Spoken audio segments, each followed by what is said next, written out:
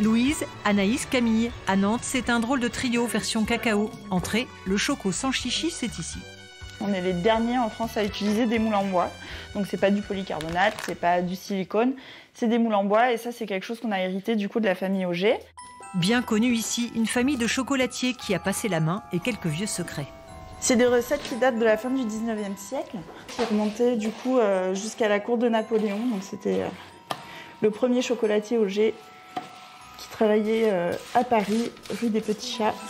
De la rue des Petits Chats au village de Nantes, rien n'a vraiment changé. Ici, le moins d'ingrédients possible, crème de lait et chocolat pour la ganache historique, piment ou réglisse du Larzac pour la touche contemporaine, un quotidien gourmand pour 3 chocolatières à l'ancienne, tombées dans la marmite. Moi, j'ai travaillé en crèche juste avant, en fait.